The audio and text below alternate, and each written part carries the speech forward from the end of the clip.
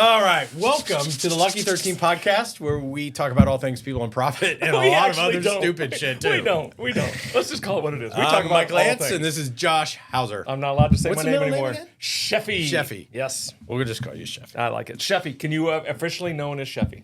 So most people skipped over that. If you keep going. Did you say something? No. Oh, okay. I'm wound up. I evidently you are.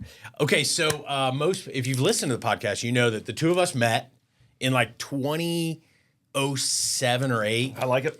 Sitting in Carroll Stadium, which is down at IUPUI, now IU Indy. It's their track and field stadium. They built it. They built that in 1987 when we were bringing in the Pan Am Games. Pan Am Games, and Correct. it was 87 Pan Am Games. So they built that. It's where the state track meet was for a lot of fast years. Track. Yeah.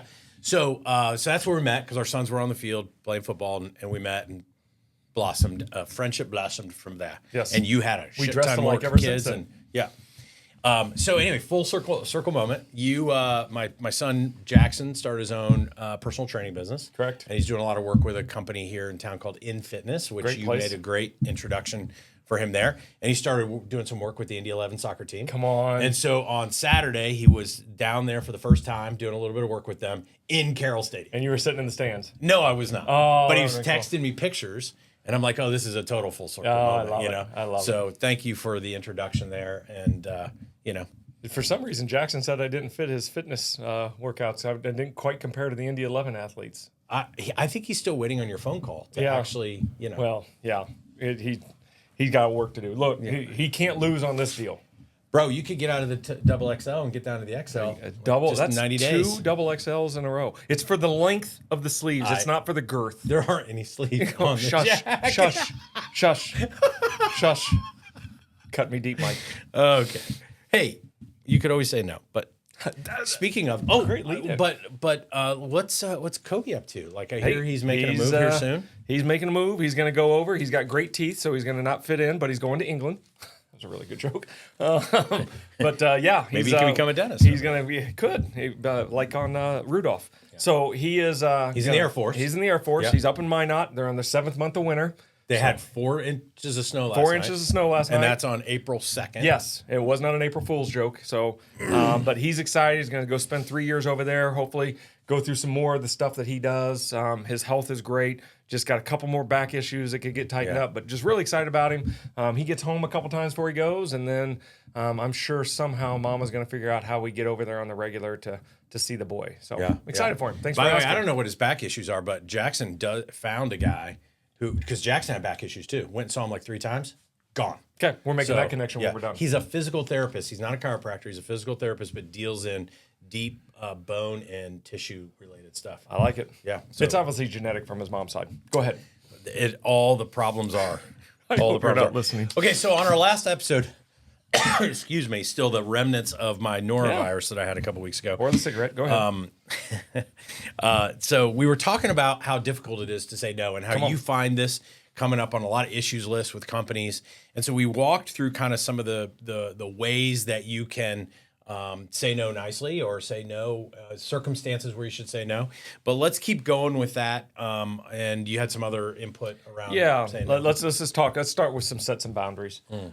This is back to, we had an episode a couple times ago we talked about think ahead, where you have your answers preset. If you don't have boundaries before you start, no becomes a very difficult answer. Yeah. And so when we talk about setting boundaries, you got to for a yes, it's got to fit within your scope. Back to the rocks or fit within your time frame. That's an easy yes. But when it's a no, it doesn't fit in your boundaries. Don't over-explain your boundaries. Just said, hey, with my ideas and the objectives I have right now, that does not fit within. And you just do that in a polite state. Does that resonate to you? Yeah, it does. It does. And talk to me a little bit about people that have very constrained boundaries. Yeah. That are so tight within. Like, yes, I can meet with you, but it's only going to be between 4:30 and 5:30 a.m. and it's going to be at my gym. And while we're talking, you're going to tell me off. Yeah. I don't know if that's the actual no's that I'm looking for, to be honest. That's almost to the point of they're saying they're doing that on purpose to get you to say no. That would be and if that's a way you need to do that, that you need to say no by saying, I can only do Tuesdays and Thursdays at 7 a.m. to 8 a.m. are my only open slots. Yeah. That's a polite way of saying no. By the way, it also, if somebody commits to that, they're probably serious about what they want to talk to you about. So there is a benefit to that. Yeah. I'm not a huge proponent of that, but I am, because we talk about buffer and focus days. Here's my focus days. These are the 3 days of the week that I can meet with you on. Sure. Does that make sense? Yeah. Well, the difference between the extreme example I gave rigidity. and what you gave was, I probably don't want to meet you. Yeah. And by the way, I'm only going to do it on my terms. Correct. Yeah. We have one of my favorite advisors I work with has Saturdays once a month from 8 to 12. And you have to pre-confirm the meeting and confirm the meeting, because she's only going to set it up for those folks who can't meet other times. And she'll say, here's my one Saturday. You can go 8 to 9, 9 to 10, 10 to 11, 11 to 12. And she fills those up. She has about an 80% success rate with those folks coming in, because she used to just have open Saturdays and they kind of not. And so she really holds it to it. And I actually is a good barrier. And now her no is going to be a little harder because they've committed to coming in. But by the time but the fact that they're coming in means you protected your time a little bit. Yeah, for sure. Okay. How about practicing empathy? I probably should lean on you on that one. That's not my skill set. Well, so what is empathy? Like, what's your definition of empathy? Sorry. Sorry. I'm not sorry. I'm sorry. Yeah. No, empathy is I just want to understand where you're coming from and make sure that I put myself in your shoes, even though I've got to protect the boundaries of mine. 100%. That's it. And I like sometimes when we'll have events and we'll bring in a facilitator or something, they start talking about empathy. You can just see the eye roll from the CEO sitting in the room. Of course. And what I would share with you is empathy is probably one of the greatest leadership skills you could really have. Needs to happen. Because when let's say you have a company of 50 employees, every one of those 50 employees has the shit they're going through, whether it's personal, whether it's health, whether it's whatever it may be. And as leaders, we got to understand that a little bit more. And so how does that play into this? This no. So back to the boundaries and goals, of course, but I use my go-to empathy line is feel, felt, found. We've talked about this before, and I understand how you feel. And you know what? I felt the same way. What I found is what we're talking about right now does not fit within my scope of work. And so I empathize with you that I get where you're at. Look, I've looked at it too. I'm just right now it doesn't fit. So I go to feel, felt, found as my empathy go-to line. I'm a talk track fan. Keeps me from rambling like I'm doing right now. Yeah. One of the things, and I think it fits in a lot of these different buckets, but one of the things can fit in the empathy piece too is, let's say somebody comes to you and needs your time for something and it doesn't fit for you. Could you introduce them to somebody else? What a great that could help them, that might have a little bit more time on their hands? Yeah, there's two things you can do. You can introduce them to a peer or somebody else in your LinkedIn profile or on your call list, or this is a good delegate opportunity. Maybe it's right for that next leader that you're developing, and let it start there. See what happens with that. Yeah. Okay. How about use I statements? Yeah. So I'm going to use I and tell together. I is when I'm really being protective of myself, and I'm going to take ownership of my decision. So, I don't feel like it's right for me. And when I say that, I'm personalizing that. I'm a big fan when you're protecting the company, you should use towel statements. And so when I talk about towel, yeah, like towel. I don't know, like a locker room.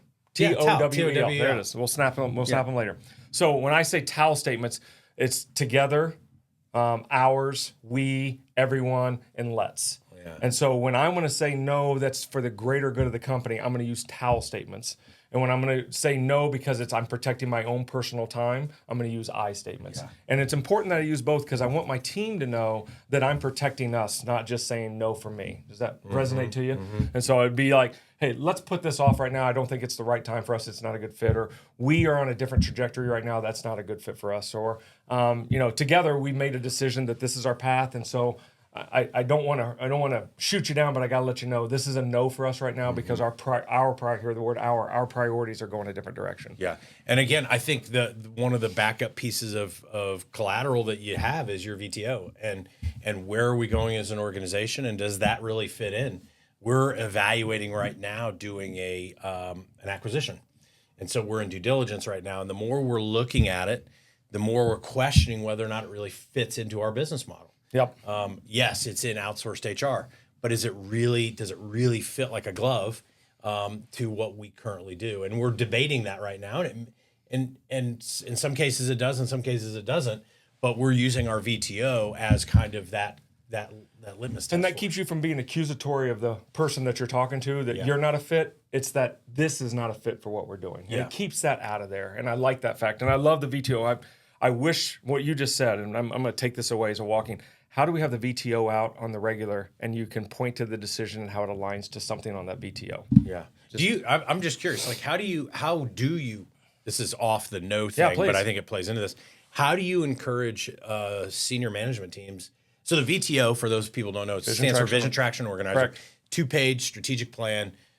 First page is vision, so it deals with what's 10 years look like, what are my core values, what's our marketing strategy, 3-year, and then page 2 is what am I going to do in this year and this quarter, and what are the issues standing in the way. Correct. Right? So how do you encourage them to utilize that VTO tool or whatever business planning tool they're using on a daily? Yeah, so let's go through a couple things. I got many of my companies now have their VTOs hung up in the conference room, and they have it broken up by section. They have a vision section, a traction section, and they've even added a healthy section.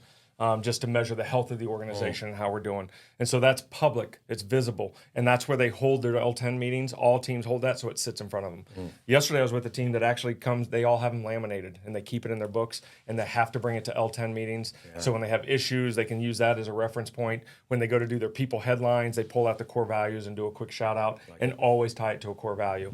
But to your point, it's like having a diet plan that sits in your back pocket, and then you send it through the wash, and now you're trying to remember everything. Yeah. That's why apps are so important for us. That's why we set reminders. It's the same concept. If you don't have those little reminders of where your traction's going, we call it going into the valley. We did that Mountain Valley conversation. If you go into the valley without a map, good luck. Yeah. And so you're going to end up on a mountain, but it's going to be a mountain you never intended to be on. That VTO, or having those with you when you have to say yeses and nos to the forks in the road, that VTO will guide you quicker. Yeah, and I think that's good. And so this is free coaching from you to me, because this is one of the challenges we have as an organization sometimes. And it was called out on me last week. I was actually in a session, just a training session with some other EOS implementers, and they asked me something that I should have known was on my VTO, and I didn't know it. Oh, I mean, it made it up. Yeah, but yeah. But I was like, 50% of the time, I'm like, how to know that? Like, how to know that? And so the best way to know it is to always have it with you. And be referring back to it. So you ready? I'm gonna brag on one of my own Sunco. What I love about this team is they have them on the wall, and they treat it like March Madness. And every time they get a rock done, that person gets to go up and put the check on the rock. And so that's all their departments, all their company. And so when I walk in for their quarterly, they've had their March Madness check moment. It's just that makes me feel like they're all getting why we're doing that. It's not just I'm doing a task. I see what it's done for the long term, and I've said no to the things that will distract me from getting that done. Yeah, got it. Okay, know your priorities. We kind of that's what that really is, right? Yeah, it's knowing. If you know your priorities, you know what you should say no to and what you should say yes to. And this has been a big thing for me in my kind of. We've talked a little bit about our life purpose and things like that. And I had a experience a long time ago where I set up kind of why I exist.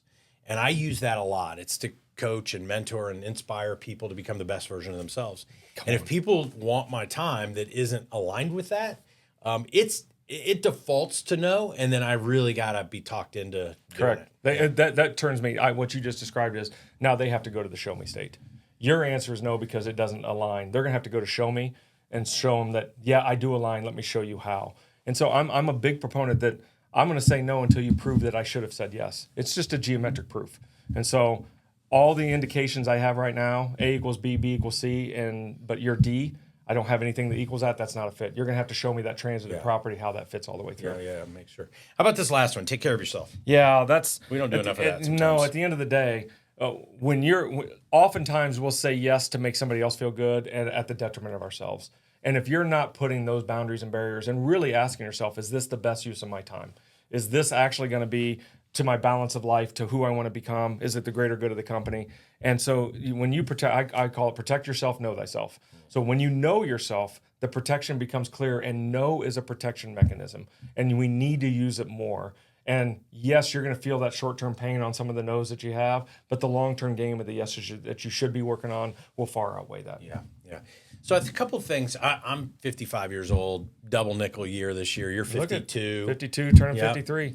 Chris is 60. Go ahead. When I look back, and I had a wonderful upbringing, and I had great parents, but I will tell you, my dad did everything. Like, volunteered for everything, went to everything, never said no, always. And I was almost raised with this, like, it was never said, but it was implied that if you don't just give everything of yourself, you're a bad person. Yeah. I understand that. Give to live. I get it. Yeah, but I believe that has a cost too. Yeah. So you can still give everything yourself. Just give it in the priorities that best fit you, not just fit the. And I'm so cautious I say that because we're all put on this earth to help everybody else. We get that, but a better me is a better we, and a better me is a better we is a better world. And so if you're not saying no to becoming a better me, does that resonate? Then you're not going to be a better we when you say yes, which then means the world's not going to get the best use of you. And so you got to know that. That's a capacity thing. I see so many people, most of my yeses turn into capacity issues, not because they don't get it and don't want it. It's just they don't have the capacity to do so. And so then they end up doing it. It's that half-assed conversation we had. I didn't know if we could say that word, but I did. Yeah. So what I think about is, if you could say no to that and then be a better yes someplace else, you'll make a bigger impact. Yeah. So the other piece I think that shows up in a lot of people's lives, and we could probably rattle off a whole bunch of people that we know. I was in this place, I think, up until maybe I turned 40 or 42, where I wanted to be liked, right? And I felt like the pathway to be liked was to say yes to everything. Yes. Oh, will you go to this banquet and this dinner, and will you go do this, and will you volunteer for this and serve on this board and serve on that board, and all these types of things. And I would say yes to all of that stuff. And then I'm sitting in there going, why the hell did I say yes to this? And I realized it was because I felt that if I said no, that my likability factor would go down. And I think that's bullshit. It is. I 100% agree. And what we picture ourselves, the saboteur in our head says, they're going to be talking about me when I'm not there. He should have been there. They're going to be an ill will. And this is when a tree falls in the forest, does it make sound? Well, if I'm not there, I don't hear it anyways. Yeah. And so you got to start to shut that off and really think about, quit worrying about what people might have said or what you might have missed, and focus on what you could go get with the time that you just allotted. Yeah.